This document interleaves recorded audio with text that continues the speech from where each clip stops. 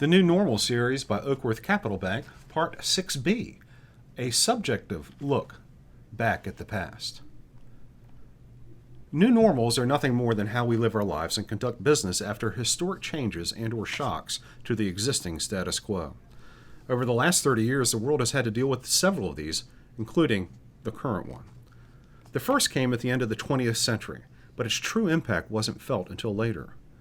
What was then known as the Y2K bug or the year 2000 problem was innocent in its origin and expensive in its application. In order to keep the world's computers from going back to 1900, when the clock struck 12 midnight on January 1st, 2000, many people and companies took the path of least resistance. They simply spent more on new technology and bought computers that weren't affected by the bug.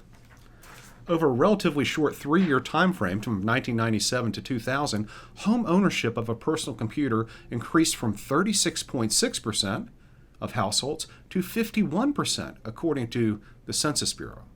What's more, a relatively new technology, the Internet, was expanding by leaps and bounds. Again, according to the census, the percent of U.S. households with access to the Internet increased from only, get this, 18% in 1997 to 41.5% in 2000. By the end of the first decade of this century, 2010, computer ownership and Internet usage increased to 76.7% and 71.1%, respectively. That the widespread adoption of technology would change how we live our lives and conduct business wasn't in doubt. What was in doubt was how. As I type in 2020, we are still learning the answer. Perhaps a little more in keeping with the COVID-19 pandemic would be the events of 9/11.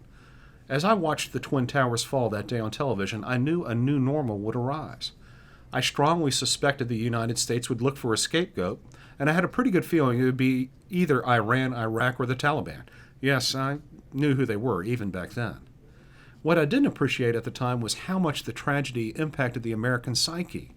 In truth, here in central Alabama, those horrible events were images on a television.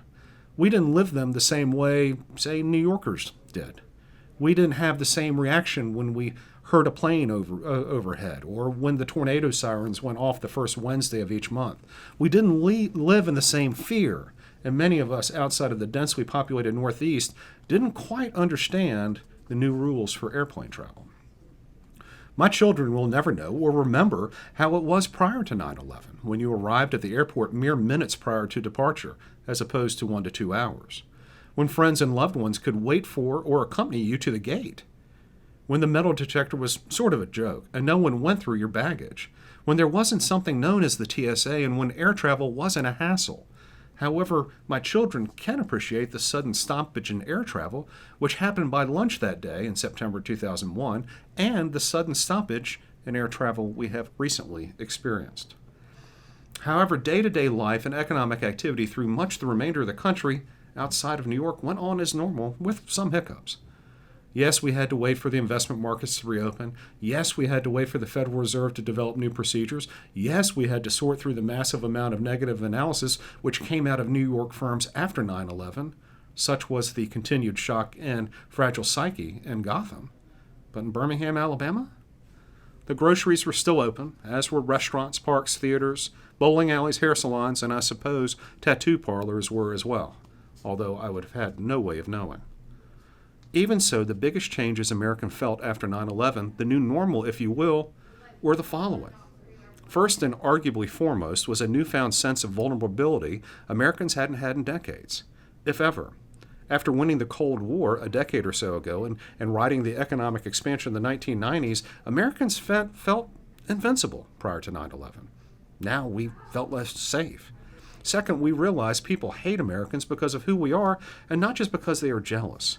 As a result, our society developed a stronger us versus them mentality, which is, I would argue, still apparent today.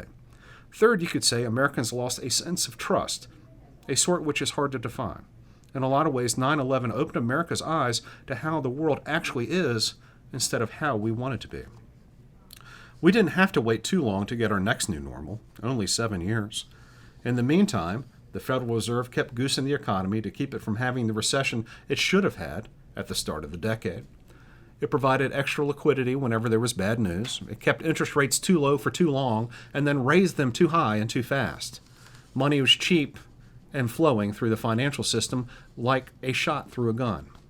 Our economy became even more addicted to debt. And I told people who asked me to speak later, in the years leading up to the financial crisis in 2008, Americans figuratively ate money.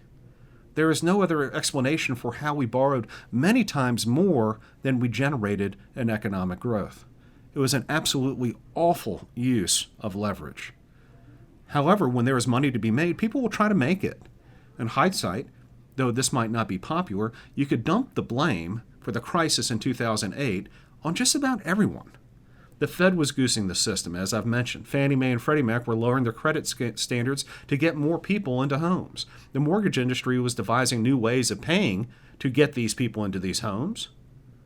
Banks were making loans, raking in a spread, collecting an origination fee, and then ultimately selling them. The people who bought them bundled them up into nice little packages, carved them up, and sold them piecemeal to anyone who would take them. The ratings agencies, seeing a way to make a quick buck, slapped investment-grade ratings on these securities because the issuers and investment bankers asked them to do so. Insurance companies, brokers, and other investment managers bought huge amounts of this financial sludge because they carried these high ratings. Mom and pop retail investors greedily gobbled them up for the slightly higher yield they carried. And around the carousel we all went. As I told someone at my prior employer when they asked me how much longer it could all last, I said, this will work until it doesn't. And I was right. There is no need to go into greater detail about what happened next. The government threw away existing bankruptcy law and chose winner in some cases. It threw money on the banking system to keep it afloat and to keep the money supply from shrinking. The central bank slashed interest rates to all-time lows and created the potential for money out of thin air with schemes like quantitative easing. Again, the powers that be went out of their way and arguably to dangerous extremes to keep the economy from having the collapse it helped create.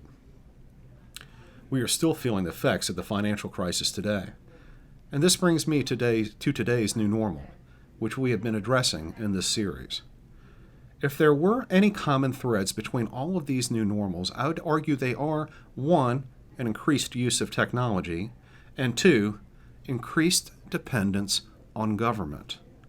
Moving forward, we will make greater use of technology. Corporate America will be more efficient because of this. American workers will demand to work remotely. Technology will play an enormous role in the restructuring of American society and business as we continue to social distance, even to a lesser degree. Further, our dependence on government and central banks to bail us out has now become an addiction. This is one we can't escape because withdrawals would be too painful for too many. In closing, new normals seem to have two things in common: bigger technology and bigger government.